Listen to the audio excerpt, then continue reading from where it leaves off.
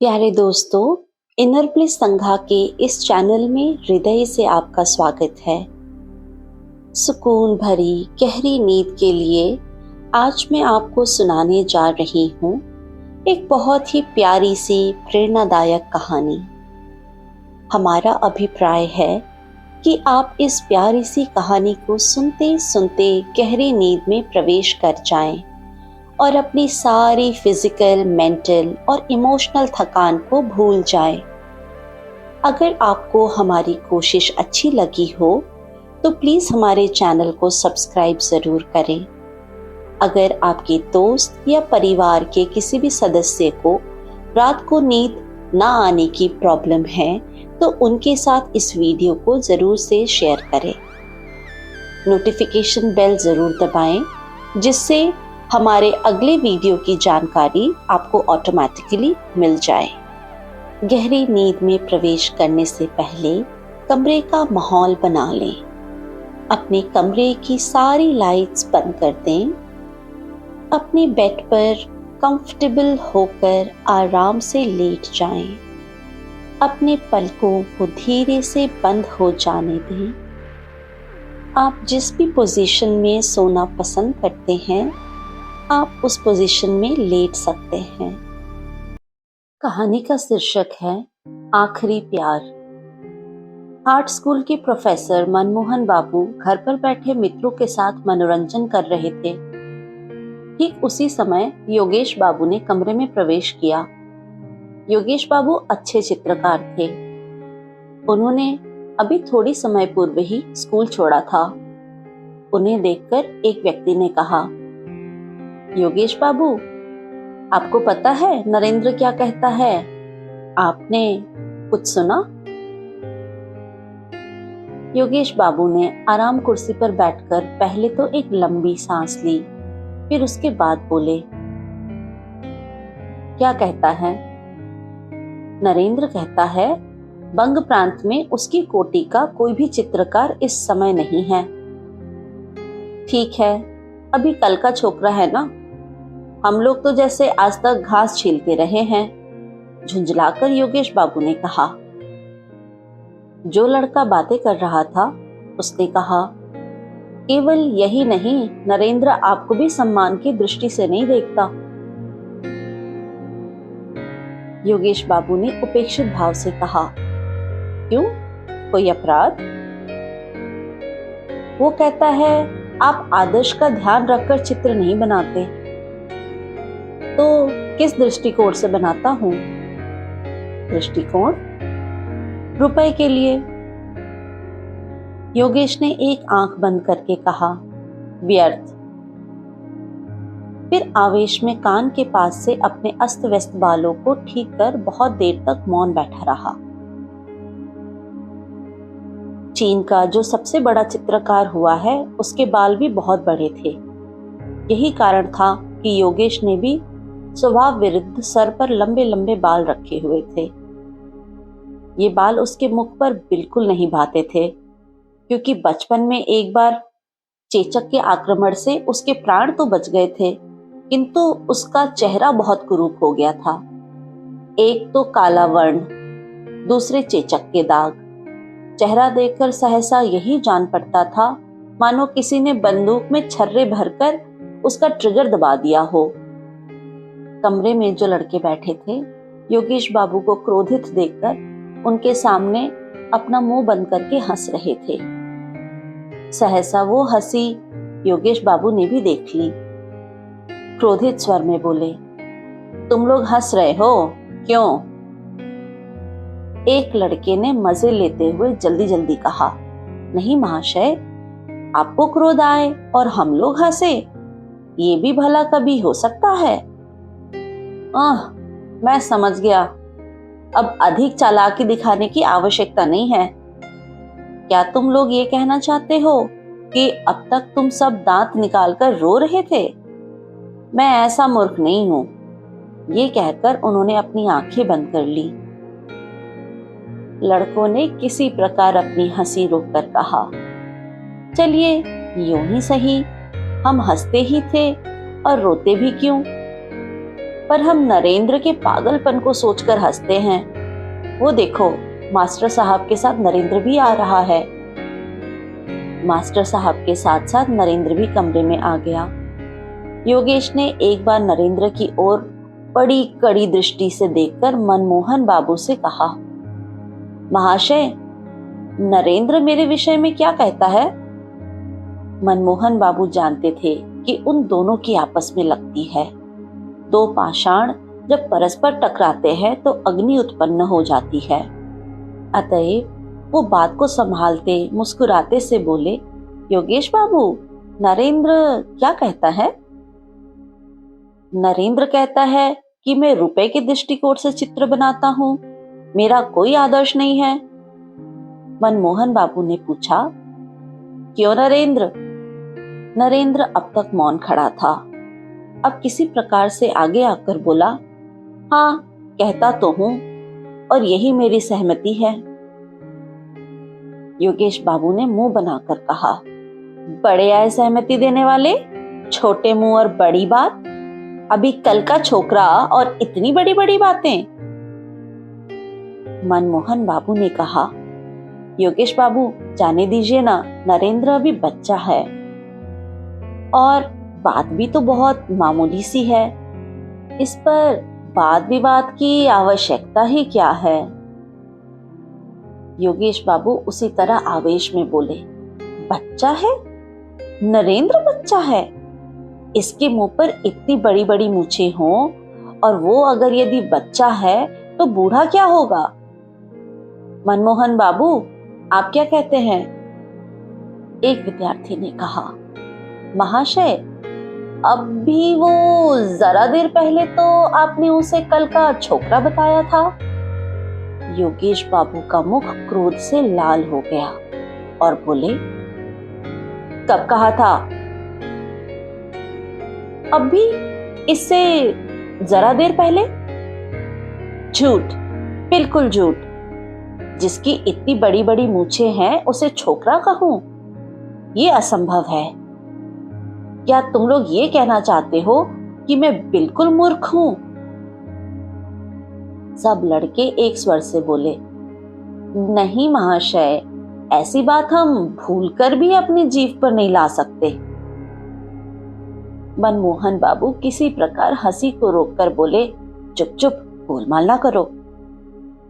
योगेश बाबू ने कहा, हाँ नरेंद्र, तुम ये कहते हो कि बंग प्रांत में तुम्हारी टक्कर का कोई चित्रकार नहीं है? नरेंद्र ने कहा, आपने जैसा जाना। तुम्हारे मित्रों ने कहा। मैं ये नहीं कहता। तब भी इतना अवश्य कहूंगा कि मेरी तरह हृदय रक्त पीकर बंगाल में कोई चित्र नहीं बनाता। इसका प्रमाण? नरेंद्र ने आवेशमय स्वर में कहा, प्रमाण की क्या आवश्यकता है?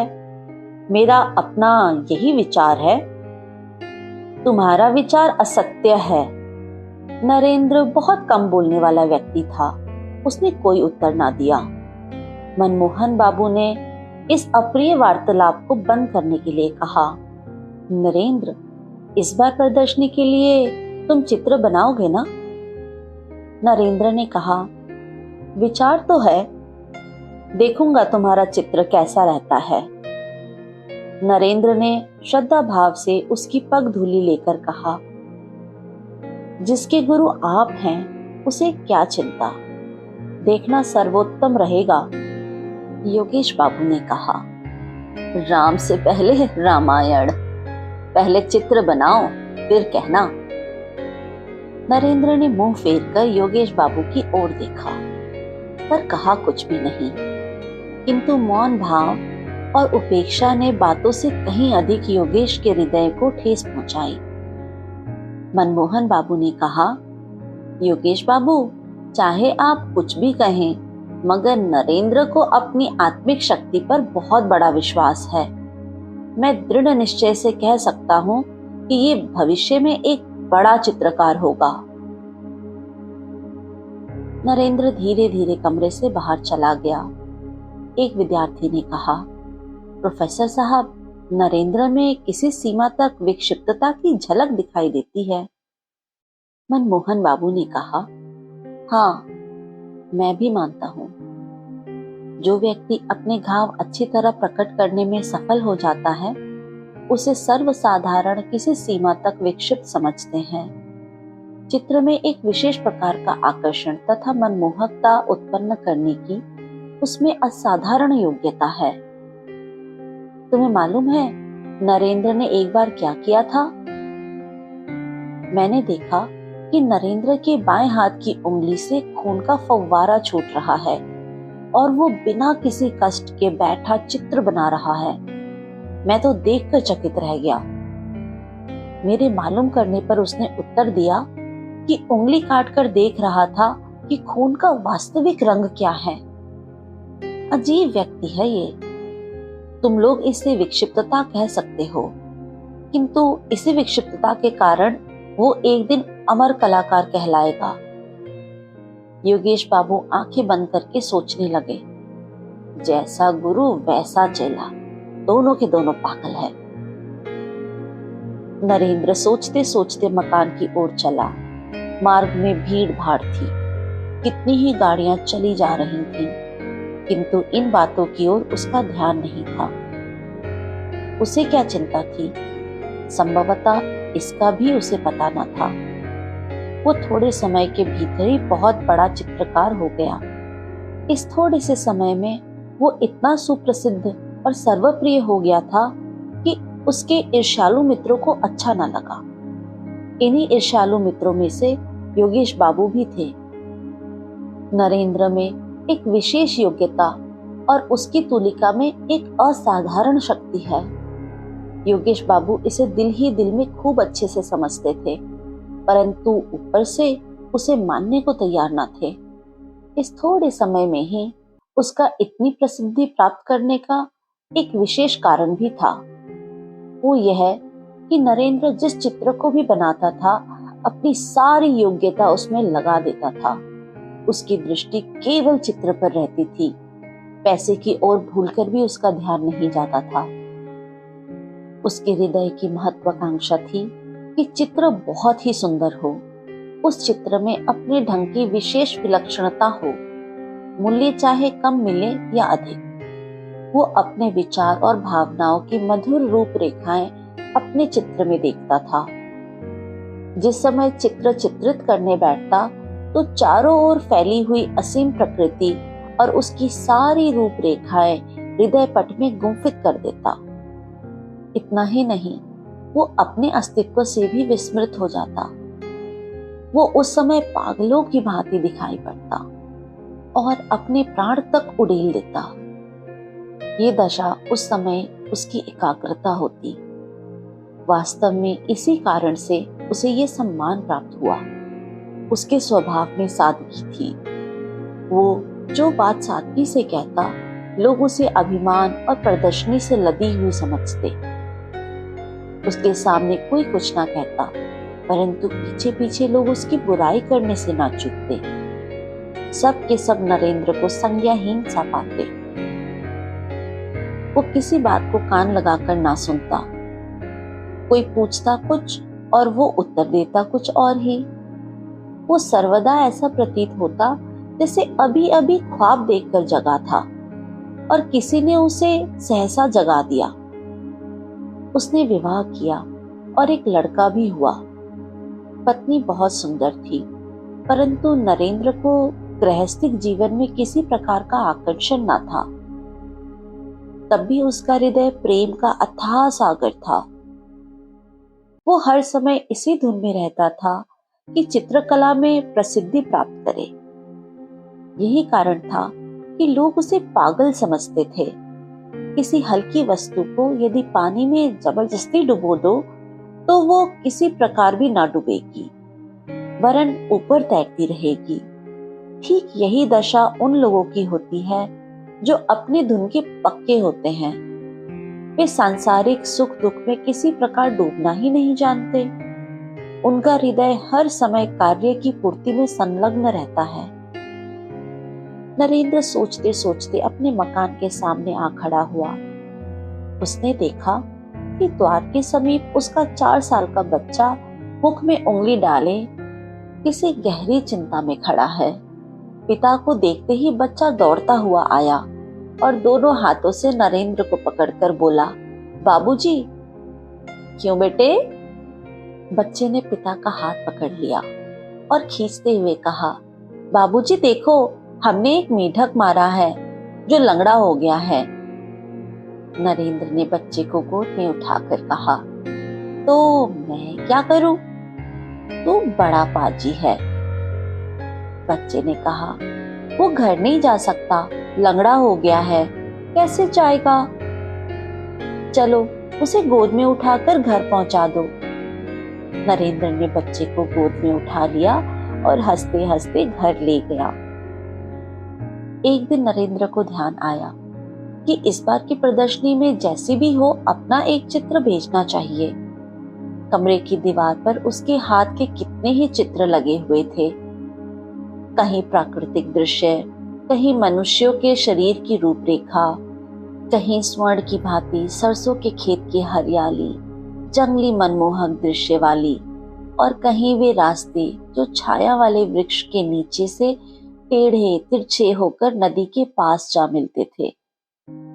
धुएं की भांति गगनचुंबी पहाड़ों की पंक्ति जो तेज धूप में स्वयं झुलसी जा रही थी, और सैकड़ों पथिक धूप में व्याकुल होकर छायादार वृक्षों के समूह में शरणार्थी थे। ऐसे कितने ही दृश्य थे।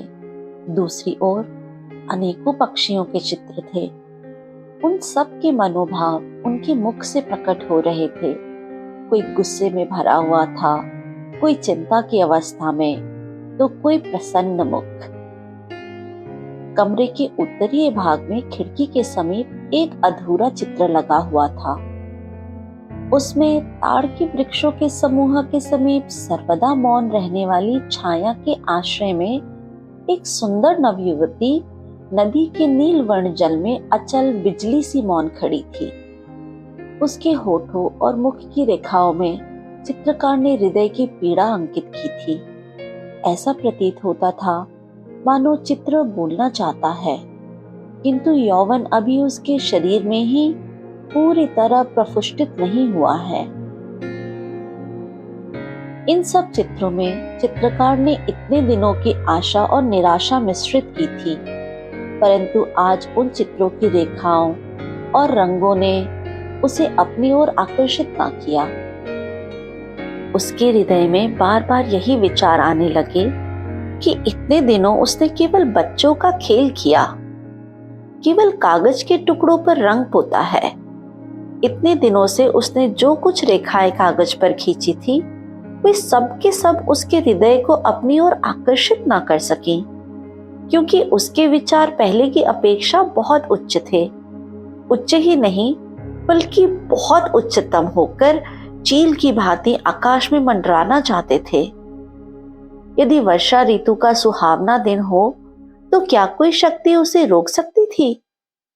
वह उस समय आवेश में आकर उड़ने की उत्सुकता में असीमित दिशाओं में उड़ जाता, एक बार भी फिरकर नहीं देखता। अपनी पहली अवस्था पर किसी प्रकार भी वो संतुष्ट न था। नरेंद्र के हृदय में रह रहकर यही विचार आने लगा। भावना और लालसा की झड़ी सी लग गई। उसने निश्चय कर लिया कि इस बार ऐसा चित्र बनाएगा जिससे उसका नाम अमर हो जाए। वो इस वास्तविकता को सबके दिलों में बिठा देना चाहता था कि उनकी अनुभूति बचपन की अनुभूति नहीं है। मेज पर सिर रखकर नरेंद्र विचारों का ताना बाना बुनने लगा। वो क्या बनाएगा, किस विषय पर बनाएगा? हृदय पर आघात होने से साधारण प्रभाव पड़ता है। भावनाओं के कितने ही पूर्ण और अपूर्ण चित्र उनकी आंखों के सामने से सिनेमा चित्र की भांति चले गए, परंतु किसी ने भी दम भर के लिए उसके ध्यान को अपनी ओर आकर्षित ना किया। सोचते सोचते संध्या के अंधियारे में शंख की मधुर ध्वनि ने उसको मस्त कर देने वाला गाना सुनाया। इस स्वर लहरी से नरेंद्र चौंक कर उठ खड़ा हुआ। उसी अंधकार में वो चिंतन मुद्रा में कमरे के अंदर पागलों की भांति टहलने लगा। सब व्यर्थ, महान प्रयत्न करने के पश्चात भी कोई विचार नहीं सूझ रहा। रात बहुत जा चुकी थी। अमावस्या की अंधेरी में आकाश पर लोक की भांति धुंधला प्रतीत होता था। नरेंद्र कुछ खोया खोया सा पागलों की भांति उसी ओर ताकता रहा। बाहर से रसोइये ने द्वार खटखटाकर कहा, बाबूजी। चौंक कर नरेंद्र ने पूछा, कौन है? बाबूजी, भोजन तैयार है, चलिए। झुंझलाते हुए नरेंद्र ने कटु स्वर में कहा, मुझे तंग मत करो, जाओ, मैं इस समय नहीं खाऊंगा। रसोइये ने कहा, बाबूजी थोड़ा सा खा लीजिए। नरेंद्र ने कहा, मैं कहता हूं ना, बिल्कुल नहीं। और निराश मन रसोइया भारी कदमों से वापस लौट गया और नरेंद्र ने अपने को चिंतन सागर में डुबो दिया। दुनिया में जिसको ख्याति प्राप्त करने का व्यसन लग गया हो, उसको भला चैन कहां। एक सप्ताह बीत गया। इस सप्ताह में नरेंद्र ने घर के बाहर कदम तक ना निकाला।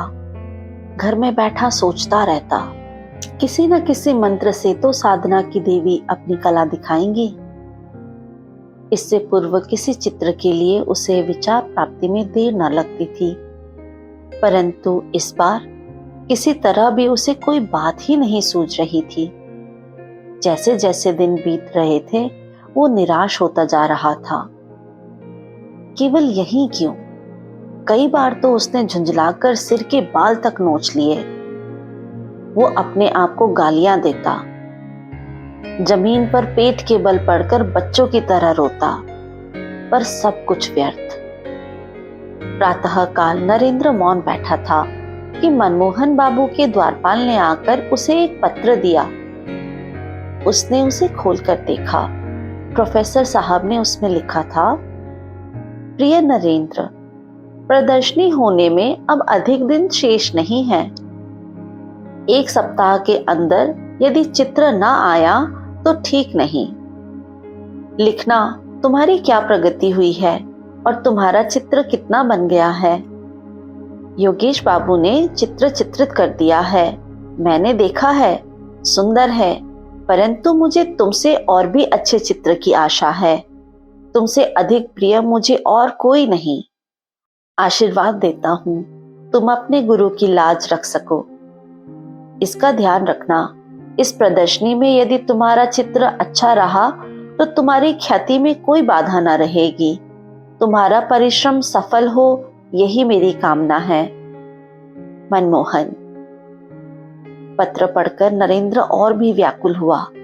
केवल एक सप्ताह शेष है और अभी तक उसके मस्तिष्क में चित्र के विषय में कोई विचार ही नहीं आया। खेद है, अब वो क्या करेगा। उसे अपने आत्मबल पर बहुत विश्वास था, पर उस समय यह विश्वास भी जाता रहा। इसी तुच्छ शक्ति में वो 10 व्यक्तियों में अपना सिराए उठे फिरता रहा। उसने सोचा था अमर कलाकार बन जाऊंगा, परंतु वाह रे दुर्भाग्य, अपनी अयोग्यता पर नरेंद्र की आंखों में आंसू भर आए। रोगी की रात जैसे आंखों में निकल जाती है, उसकी वो रात वैसे ही समाप्त हुई। नरेंद्र को इसका तनिक भी पता ना हुआ। इधर वो कई दिनों से चित्रशाला में ही सोया रहा। नरेंद्र के मुख पर जागरण के चिन्ह थे। उसकी पत्नी दौड़ी दौड़ी आई और शीघ्रता से उसका हाथ पकड़कर बोली, अजी, बच्चे को क्या हो गया है, आकर देखो तो। नरेंद्र ने पूछा, क्या हुआ? पत्नी लीला हाफते हुए बोली, शायद हैजा, इस प्रकार खड़े ना रहो, आओ, बच्चा बिल्कुल अचेत पड़ा है।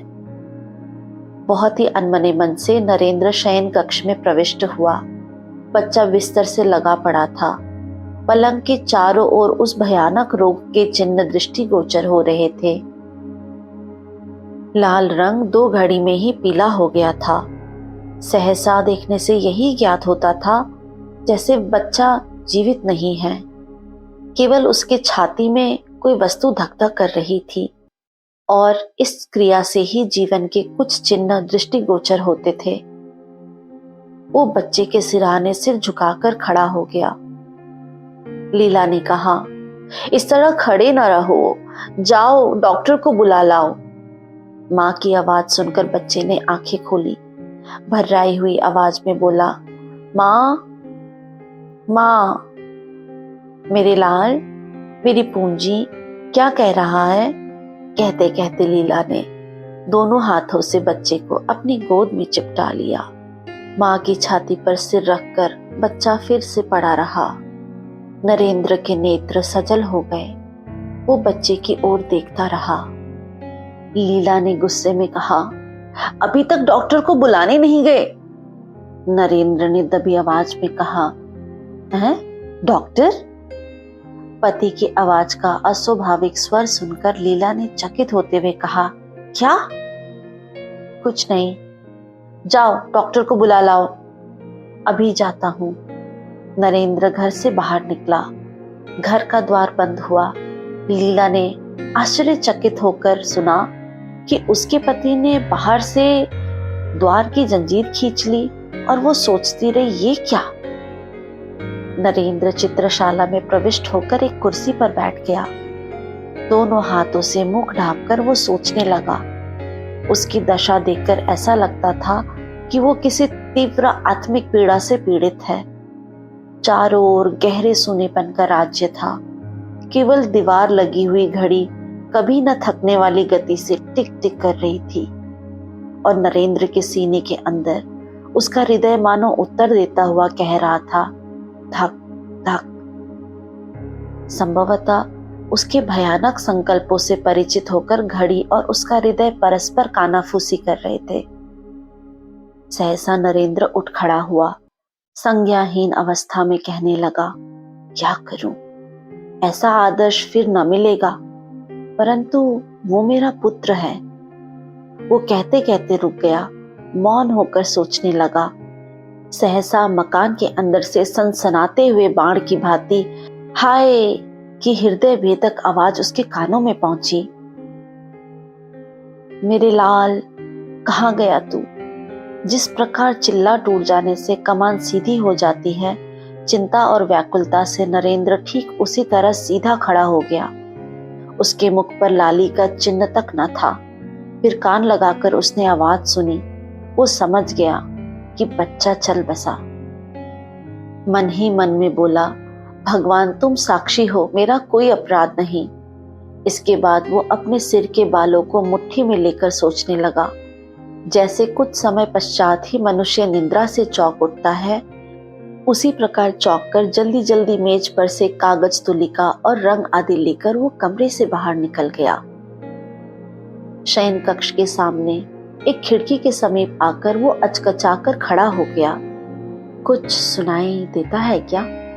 नहीं, सब खामोश है। उस खिड़की से कमरे तक का आंतरिक भाग दिखाई पड़ रहा था। झांक कर भय से थर थर कांपते हुए उसने देखा तो उसके सारे शरीर में कांटे चुभ गए। बिस्तर उलट पुलट हो रखा था।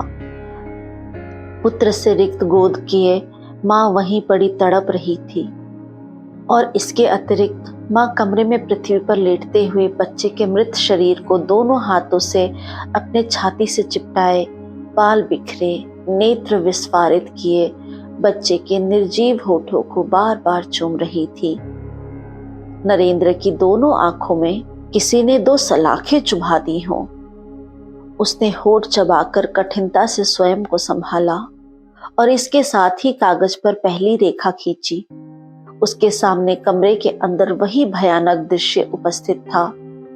संभवतः संसार के किसी अन्य चित्रकार ने ऐसा दृश्य सम्मुख रखकर तुलिका ना उठाई हो। देखने में नरेंद्र के शरीर में कोई गति न थी, परंतु उसके हृदय में कितनी वेदना थी उसे कौन समझ सकता है। वो तो पिता था। नरेंद्र जल्दी जल्दी चित्र बनाने लगा। जीवन भर चित्र बनाने में इतनी जल्दी उसे कभी ना थी। उसकी उंगलियां किसी अज्ञात शक्ति से पूर्व शक्ति प्राप्त कर चुकी थीं। रूपरेखा बनाते हुए उसने सुना, बेटा, ओ बेटा, बातें करो, बात करो, जरा एक बार तुम देख तो लो। नरेंद्र ने अस्फुट स्वर में कहा, ओह, ये असहनीय है। और उसके हाथ से तुलिका छूटकर पृथ्वी पर गिर पड़ी। किंतु उसी समय तुलिका उठाकर वो पुनः चित्र बनाने लगा।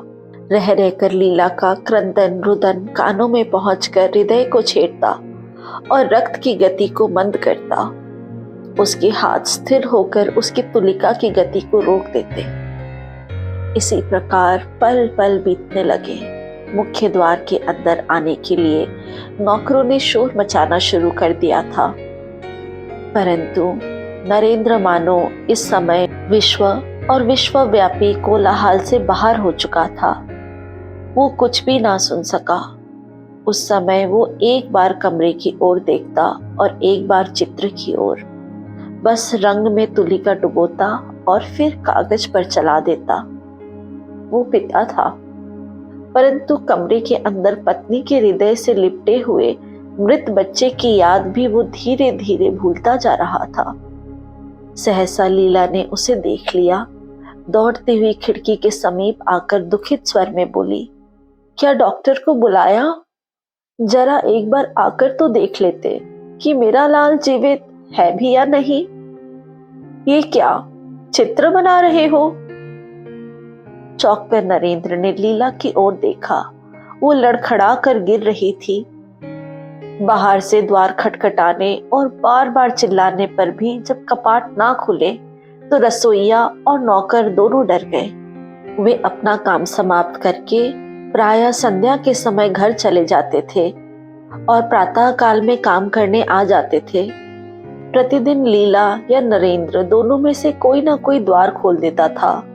आज चिल्लाने और खटखटाने पर भी द्वार न खुला। इधर रह रहकर लीला की क्रंदन ध्वनि भी कानों में आ रही थी।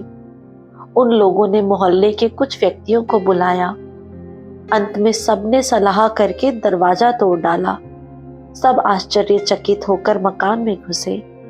जीने से चढ़कर देखा कि दीवार का सहारा लिए दोनों हाथों को जंघाओं पर रखे नरेंद्र सिर नीचा किए हुए बैठा है। उनके पैरों की आहट से नरेंद्र ने चौंक कर मुख उठाया। उसके नेत्र रक्त की भांति लाल थे। थोड़ी देर पश्चात वो ठहाका मारकर हंसने लगा और सामने लगे चित्र की ओर उंगली दिखाकर बोल उठा, डॉक्टर डॉक्टर, मैं अमर हो गया। दिन बीतते गए। प्रदर्शनी आरंभ हो गई। प्रदर्शनी में देखने की कितनी ही वस्तुएं थीं, परंतु दर्शक एक ही चित्र पर झुके पड़ते थे। चित्र छोटा सा था और अधूरा भी। नाम था आखिरी प्यार। चित्र में चित्रित किया हुआ था एक माँ बच्चे का मृत शरीर हृदय से लगाए अपने दिल के टुकड़े के चंदा से मुख को बार बार चूम रही है। शोक और चिंता में डूबी हुई माँ के मुख, नेत्र और शरीर में चित्रकार की तुलिका में एक ऐसा सूक्ष्म और दर्दनाक चित्र चित्रित किया था कि जो देखता उसकी आंखों से आंसू निकल पड़ते। चित्र की रेखाओं में इतनी अधिक सूक्ष्मता से दर्द भरा जा सकता है, यह बात इससे पहले किसी के ध्यान में ना आई थी। इस दर्शक समूह में कितने ही चित्रकार थे, ऑडियंस में कितने ही चित्रकार थे। उनमें से एक ने कहा, देखिए योगेश बाबू, आप क्या कहते हैं? योगेश बाबू उस समय मौन धारण किए चित्र की ओर देख रहे थे। सहसा प्रश्न सुनकर एक आंख बंद करके बोले, यदि मुझे पहले से ज्ञात होता तो मैं नरेंद्र को अपना गुरु बनाता। दर्शकों ने धन्यवाद, साधुवाद और वाहवाह की झड़ी लगा दी, परंतु किसी को भी मालूम न हुआ कि उस सज्जन पुरुष का मूल्य क्या है जिसने इस चित्र को चित्रित किया है। किस प्रकार चित्रकार ने स्वयं को धूल में मिलाकर रक्त से इस चित्र को रंगा है, उसकी यह दशा किसी को भी ज्ञात न हो सकी। उम्मीद करती हूँ कि आपको ये कहानी अच्छी लगी हो। आप गहरी नींद में प्रवेश कर गए हो, सुकून भरी नींद में प्रवेश कर गए हो। शुभ रात्रि।